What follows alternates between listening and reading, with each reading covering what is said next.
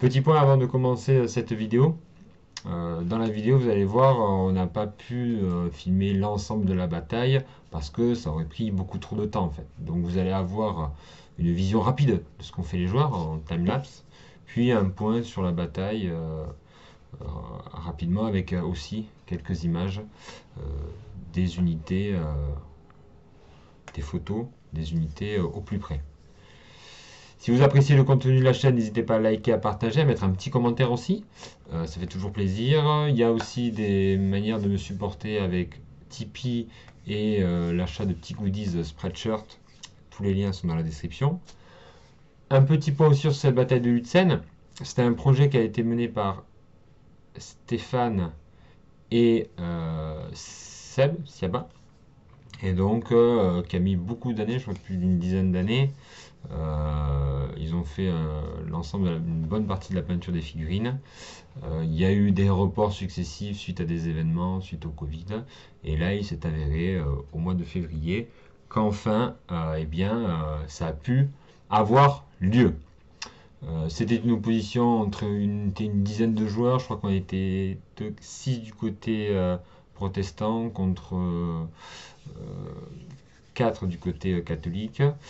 Il n'y a pas eu de grosses adaptations de la règle Tertios, qui a été la règle qui a été utilisée pour l'occasion. Simplement, en fait, on a étendu la portée des commandements, mais après, rien n'a été changé. Donc moi, j'étais un peu dubitatif sur la capacité de la règle à pouvoir permettre ce genre de bataille d'être simulé. Et en fait, ça s'est très très bien passé. Le fait qu'on soit beaucoup de joueurs aussi, ça a permis de diviser la table en 3 secteurs et une certaine fluidité à partir du moment où l'initiative globale avait été faite, que ce soit du côté protestant ou du côté catholique. Donc voilà, belle surprise, on a passé un super moment. Donc c'est Stéphane qui avait réalisé en grande partie le scénario et l'ordre de bataille. Merci à lui encore. Si jamais je le mettrai en description avec aussi le scénario. Les liens aussi du rapport de bataille qui a été fait par Didier Borodino et aussi l'article du blog de Stéphane, donc qui sont en description aussi. Voilà. Très bonne expérience. J'espère qu'on pourra proposer aussi ce genre de contenu historique de reconstitution de bataille à l'avenir dans d'autres comme ça projets club, ce qui était quand même super sympa. On a passé une super journée autour de la bataille de Lutzen. À un moment, il y a un petit cut, j'ai zappé le deuxième tour, je crois, troisième tour. C'est pas là où il s'est passé le plus de choses. Donc voilà. Je vous laisse maintenant avec ce rapport de bataille. Je vous dis à très vite. Ciao.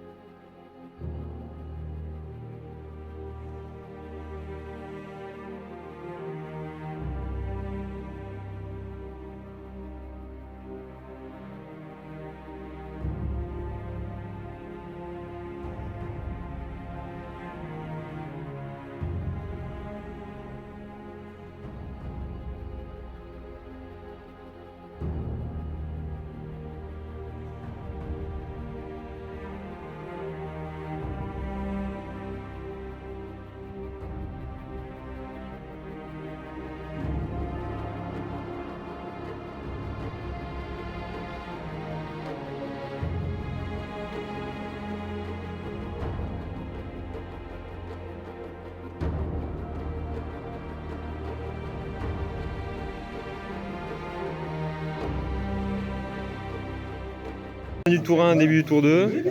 Bon là ça se regarde mais ça va charger. Ça va y aller sec. Bon, on a perdu une batterie, je sais pas ce qui s'est passé au centre.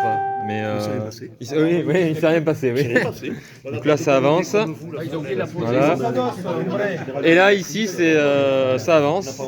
Pareil. Côté impérial on tient la farine.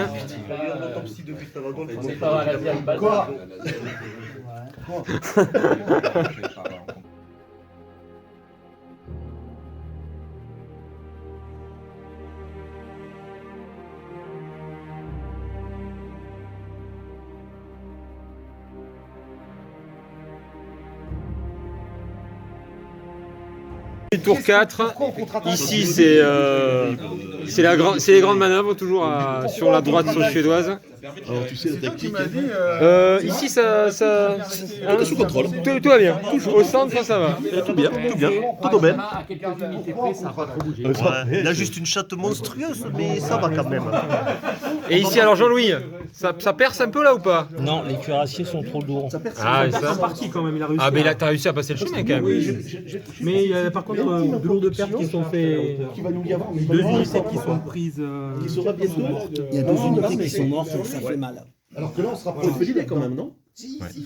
Mais bien sûr. Donc voilà, on entame le tour 5. C'était le tour 5 ou on entame le tour 5? Je sais pas, faut regarder. C'était le 5 là alors, on entame le 6. 6 le renfort.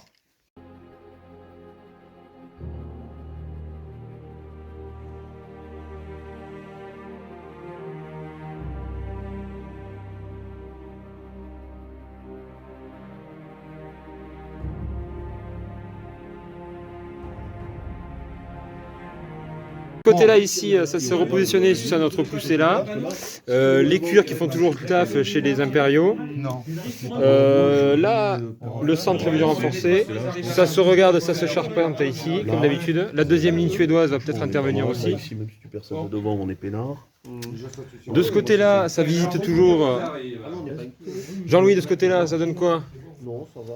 Eh ben, il progresse peu à peu, mais Il progresse difficilement. peu à peu, ouais, c'est difficile. Les Espagnols résistent avec courage et férocité. Ok. À préparer un petit ordre rédit, Les garçons pour se faire un- Oui. Là, ici, c'en est où? Eh bien, on arrive toujours pas à percer. Il a Statu quo, centre. Il met tout le monde là dans sa Bah oui, bah oui, On le sait aux abois, mais il perce pas encore. C'est-à-dire qu'on n'est pas beaucoup soutenu par le centre. Le suédois, ça parle beaucoup, mais Ah oui, oui, d'accord. Ah non, mais Jean-Louis, tu fais le ménage toi là-bas. Mais oui. Non, je fais pas le ménage. Moi j'attends que vous...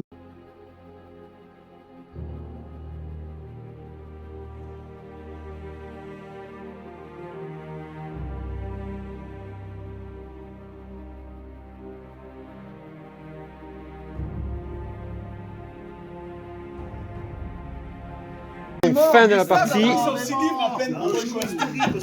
Donc ça, c'est à peu près ce qui s'est passé dans l'histoire. C'est-à-dire que nous là, on a poussé, on a réussi à passer. Au centre, ça s'est regardé, ça s'est tiré dessus.